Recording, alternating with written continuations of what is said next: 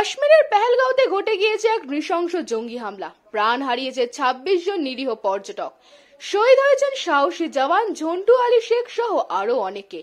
এই বর্বর হত্যাকাণ্ডের জবাব দিতে ভারতীয় সেনা শুরু করেছে অপারেশন সিন্দুর। এই ঘটনার পরিপ্রেক্ষিতে মুখ্যমন্ত্রী মমতা বন্দ্যোপাধ্যায়ের নির্দেশে রাজ্যের বিভিন্ন জেলায় শুরু হয়েছে শহীদদের প্রতি শ্রদ্ধা জ্ঞাপনের অনুষ্ঠান। সেরকমই হরিণঘাটা ব্লকের সভাপতি উত্তম সাহা নেতৃত্বে আয়োজিত হয় এক স্মরণ সভা, যেখানে শ্রদ্ধা জানানো হয় পেহেলগাঁওয়ে হামলায় নিহতদের উদ্দেশ্যে। শুধু পেহেলগাঁও নয়, পুলওয়ামা হামলার শহীদদেরও এই স্মরণ সভায় শ্রদ্ধা জানানো হয়। এক গভীর মৌন মিছিল অনুষ্ঠিত হয় জাগুলি মোড়ে।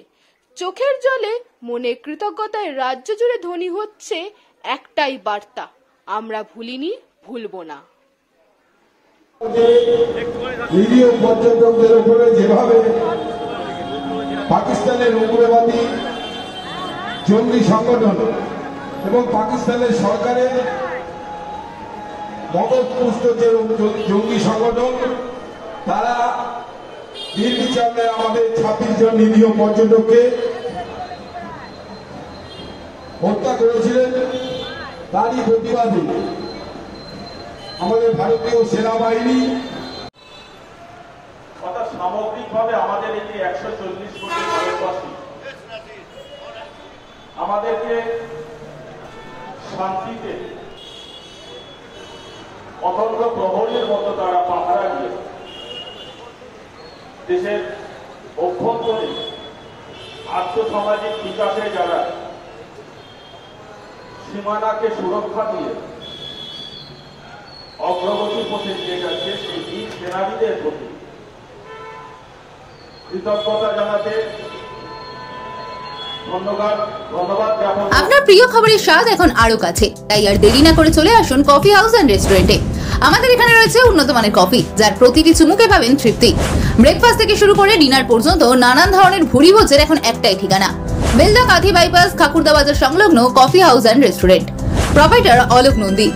যোগাযোগের জন্য ফোন করুন 7063269347 নম্বরে। কফি হাউস এন্ড রেস্টুরেন্ট, এখানেই পাবেন খাবারের আসল আনন্দ। আজকের এই যে মিছিল হলো, সেই বা সমাবেশ হলো, এটা কি কাদের উদ্দেশ্য করে এই মিছিল বা সমাবেশ করলে?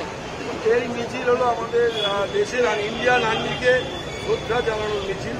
এই মিছিল যে সকল ভারতবর্ষের বীর সৈনিকরা আত্মবলিদান হয়েছেন এবং যে পেহেলগাঁওতে যে ২৬ জন নিরীহ পর্যটক পাকিস্তানের উগ্রবাদী জঙ্গি সংগঠনের তারা মৃত্যুবরণ করেছিলেন, তাদের প্রতি শ্রদ্ধা নিবেদন করার জন্য এবং ইন্ডিয়ান আর্মিকে কুর্নিশ জানানোর জন্য, সেলুট জানানোর জন্য যে অপারেশন সিন্দুরের যে সফলতা, যেভাবে ভারতীয় সেনাবাহিনী নিখুঁতভাবে পাকিস্তানের এক একটি স্থানকে বীর লক্ষ্যে আজকে দিক থেকে আজকে নূরখা এয়ারবেস, আপনারা জানেন বিশ্বের অন্যতম এয়ারবেস, যেটা পৃথিবীর যারা শক্তিশালী দেশ আছে তারা জানে, সেই পাকিস্তানের নূরখান এয়ারবেস থেকে শুরু করে আরও অনেক ছোট ছোট এয়ারবেস এবং পাকিস্তানের জঙ্গি সংগঠনকে আজকে নিখুঁতভাবে ইন্ডিয়া দেশীয় প্রযুক্তিতে তৈরি মিসাইল দ্বারা আজকে ধ্বংস করেছে।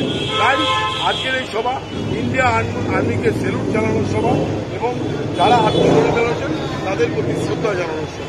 এই অপারেশন সিন্দুর মাধ্যমে কি ইন্ডিয়ান আর্মি এটা প্রমাণ করে দিয়েছে বা বার্তা দিতে পেরেছে যে আমাদের পার্শ্ববর্তী দেশ অর্থাৎ জঙ্গি আশ্রিত পাকিস্তানকে যে আগামী দিনে কোন রকমের সন্ত্রাস কার্যক্রম করলে তার যোগ্য জবাব দেবে ভারত? এটা তো আপনারা নিশ্চয়ই বুঝতে পেরেছেন, আপনারা জানেন যে পাকিস্তানের যে সকল ড্রোন বা মিসাইল আজকে মাঝ আকাশেই কিন্তু আমাদের সেনাবাহিনীও ধ্বংস করেছে। আজকে পাকিস্তান সেই অস্ত্রগুলো, মিসাইলগুলো বা আপনি যাই বলুন, তারা সম্পূর্ণ চীনা প্রযুক্তির তৈরি সামগ্রী নিয়ে ওরা আমাদের ভারতবর্ষকে আক্রমণ করতে চেয়েছিল, কিন্তু ভারতবর্ষের সেনাবাহিনী দেশীয় প্রযুক্তিতে তৈরি আমাদের জেট বিমান থেকে শুরু করে আমাদের মিসাইল একের পর এক পাকিস্তানের মিসাইল ড্রোনকে আজকে মাঝ আকাশেই ধ্বংস করছে। তাই এটা আমাদের ইন্ডিয়ান আর্মিদের সাফল্য, এটা অপারেশন সিন্দুরের সাফল্য। তাই এই সাফল্যে আমরা প্রত্যেকটি ভারতবাসী গর্বিত। তাই প্রত্যেকটি ভারতবাসী আমরা ইন্ডিয়ান আর্মিকে সেলুট। দেবাশিস গাঙ্গুলিকে ফের জেলা সভাপতি হিসেবে পেয়ে কতটা খুশি আপনারা? দেখুন, আমাদের জেলা সংগঠন থেকে দেবাশিসরা এমনভাবে ওনার সঙ্গে সংগঠন বহুদিন ধরে করেছে যে একদম রাজনীতিক জন্মলগ্ন থেকে যিনি ডানপন্থী রাজনীতির সঙ্গে যুক্ত ছিলেন। এই ধরনের মানুষ যদি সংগঠনের দায়িত্ব পায় তাদের সংগঠন করতে প্রত্যেকটি সাধারণ মানুষের উৎসাহ অনেক গুণে বৃদ্ধি পায়। তাই আমার বিশ্বাস, দাদা যে কথা বলছিল আপনাকেও, আমার বিশ্বাস আমাদের নদিয়া জেলার একটা সুনাম ছিল, হয়তো কিছু বছর যাবৎ সেই সুনামটা নষ্ট হয়েছে।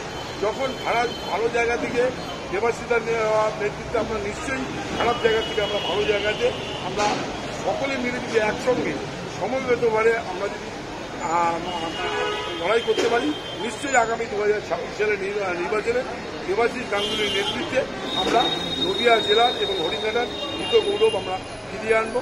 এটা আমাদের আত্মবিশ্বাস, এটা আমাদের মনের একটা আবেগ এবং বিশ্বাস, আমরা সেটা পারবো। আপনাকে আবার জেলা সভাপতি করে ফিরিয়ে আনা হয়েছে, আপনার কি মনে হচ্ছে এটাতে আপনার দায়িত্ব আরো বেড়ে গেল আগামী নির্বাচনে?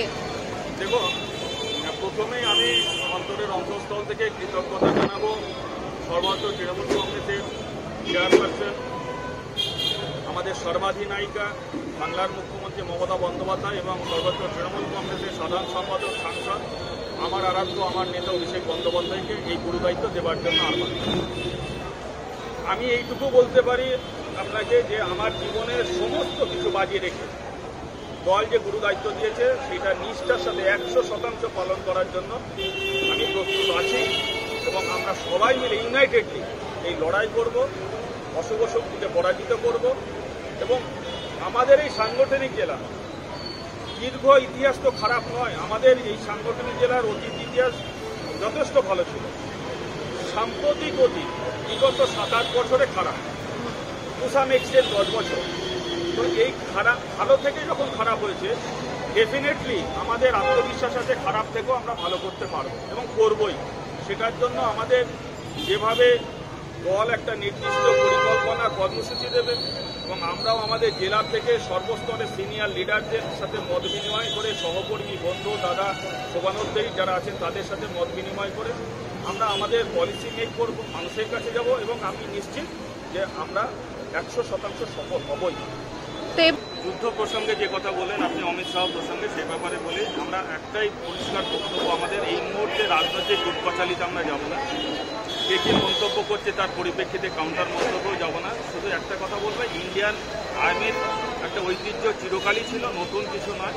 আর আমরা দেখুন যে সিদ্ধান্ত নেওয়া হয়েছে যে সেনাবাহিনী লড়াই করবে, সেটা সমস্ত দল যারা সরকার চালাচ্ছে, সরকারপক্ষের দল এবং বিরোধী পক্ষের যারা এই রাজনৈতিক দল আছে, সবাই কিন্তু ঐক্যমতে বর্তমান সরকারের পাশে দাঁড়িয়েছে। সর্বসম্মতি একটা সিদ্ধান্ত, আলাদা করে কৃতিত্ব কারণ নয় আমি মনে করি, কিন্তু এই কৃতিত্ব ভাগিদার কে হবে না হবে এই প্রসঙ্গটাই আমার মনে হয় ঠিক নয়। আমরা ঐক্যবদ্ধভাবে দেশের অখণ্ডতাকে রক্ষা করার জন্য সেনাবাহিনীর পাশে ছিলাম, আজকে থাকবো। রাজনীতিটা পড়ে, এখন কোনো রাজনীতি নয়।